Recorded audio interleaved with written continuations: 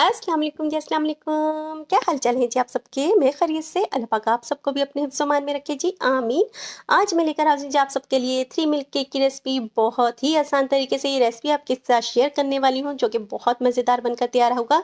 तो इस केक को 3 मिल्क केक, दूध वाला केक और रसमलाई केक भी कहते हैं, और तीनों नाम इस पे बिल्कुल फिट बैठते हैं, क्योंकि ये खाने में भी सेम को केस के साथ होता है। तो बहुत ईज़ी रेसिपी और बहुत ही मज़ेदार सी रेसिपी। एक बार इस रेसिपी को मेरे तरीके से लाज़मी ट्राई कीजिएगा, यकीनन ये रेसिपी आपको बहुत पसंद आएगी।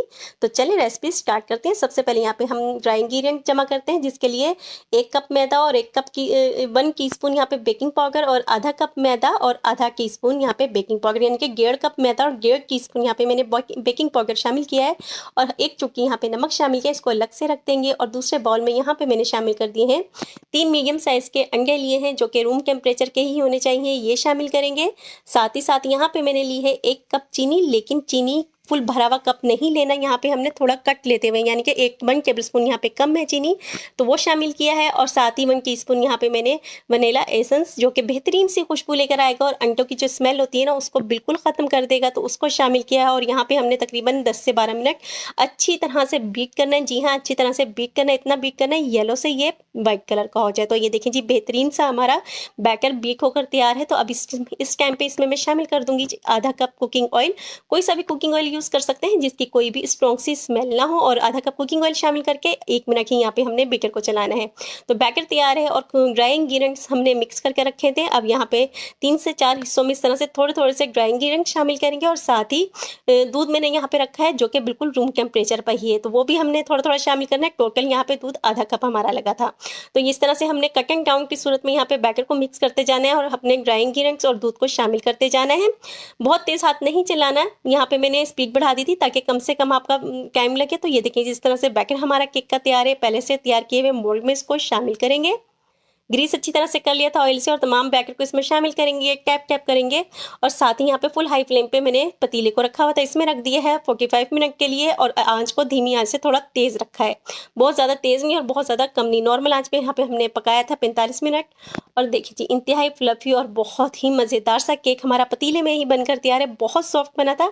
यहाँ पे फिर हमने की है 3 मिल्क की तैयारी, जिसमें मैंने 1.25 किलो दूध लिया, जिसमें बॉयल करने के बाद आधा किलो निकाल लिया। उसके बाद तकरीबन 1 घंटा धीमी आंच पर मैंने बॉयल किया था। तो ये एवापोरेटेड मिल्क तैयार हो गया, 1 कप निकाल लिया, और बाकी जो दूध हमारा बचा, उसमें मैंने 1 कप चीनी शामिल करने के बाद कंडेंस मिल्क, यानी कि तीनों मिल्क हमने घर पे ही बनाया, और साथ ही आधा कप यहाँ पे हमने क्रीम को यूज़ करना है। अब यहाँ पे तीनों मिल्कों को हम इकट्ठा कर लेंगे। यकीन माने, बिल्कुल भी जितना हम इसको महंगा बाज़ार से ख़रीदते हैं, घर में अगर ये तमाम चीज़ें बनाएंगे ना, बहुत कम इंग्रीडियंट्स में और बहुत ही ज़बरदस्त और बहुत ही कम बजट में ये केक हमारा घर पे ही बनकर तैयार हो जाएगा। तमाम चीज़ों को बहुत अच्छी तरह से मिक्स कर लिया है, और जो हमने केक बनाकर तैयार किया था ना, जिस डिश में हमने सर्व करना है, कट करके उसको अच्छी तरह से उसमें सेट किया है, और फोक की मदद से इस तरह से सुराख कर लेंगे। और जो हमने मिल्क तैयार करके रखा था ना, उसको इस तरह से हमने थोड़ा-थोड़ा करके इस पर शामिल करते जाना है, जब तक कि हमारा केक ये दूध तमाम को जब्स करना ना छोड़ दे, यानी कि इतना जब्स हो, इतना दूध इसमें शामिल करना है कि ऊपर ठहर जाए। तो ये देखिए जी, इस तरह से मैंने 3 दफ़ा इस पे दूध शामिल किया है, और अब देखना है इसके ऊपर रुकना स्टार्ट हो चुका है। तो अब इस टाइम पे इसको हमने फ्रिज में रख देना है। तो इस केक को हमने फ्रिज में रख देना है, और बाकी इसका काम हमने स्टार्ट करना है, जिसके लिए यहाँ पे हमने व्हिपिंग क्रीम ली है 1 कप। चिल्ड है बिल्कुल, लेकिन क्रिस्टल नहीं है, यानी कि बहुत ज़्यादा इसको ठंडा कर लेना है। और यहाँ पे हमने फुल स्पीड में बीटर को चलाते हुए तकरीबन 5 से 6 मिनट में इसको अच्छी तरह से बीट कर लेना है, जब तक कि हमारी क्रीम ठहरना ना स्टार्ट हो जाए।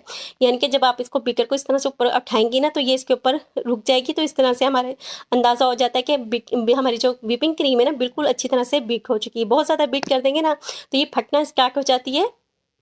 तो ये देखिए, ये 10 मिनट लगे थे तकरीबन बीटर से मुझे इसको बीट करने में, और ये देखिए बेहतरीन सी हमारी क्रीम बीट होकर तैयार हो चुकी है। ये देखिए, इसके ऊपर ठहर चुकी है। तो यहाँ पे जो हमने केक तैयार कर फ्रिज में रखा था ना, इसको निकाल लेंगे, और बिल्कुल यहाँ पे मैंने बारीक सी लेयर एक क्रीम की लगाई थी। अगर आपको क्रीम का टेस्ट बहुत ज़्यादा पसंद हो, तो आप यहाँ पे मोटी सी लेयर भी लगा सकते हैं। बाकी क्रीम को मैंने इस तरह से पाइपिंग बैग में शामिल किया था, और इसको केक को ऊपर से डेकोरेट कर लिया था।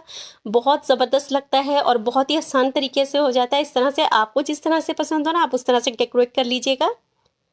अपनी दावतों में इस रेसिपी को शामिल कीजिए, मीठे में बहुत मज़ा देने वाली है। आपके मेहमान बहुत खुश होंगे, और आपसे इसकी रेसिपी लाजमी पूछेंगे, इस तरह से इतना मज़ेदार केक आपने किस तरह से बनाया है। तो इस तरह से मैंने इसको डेकोरेट किया था। यहाँ तक देखने के बाद अगर आपको मेरी वीडियोस अच्छी लग रही हैं, तो प्लीज़ लाइक कीजिए, शेयर कीजिए और सब्सक्राइब कीजिए, ताकि मैं मज़ीद इस तरह की वीडियोस आपके लिए बनाती रहूँ।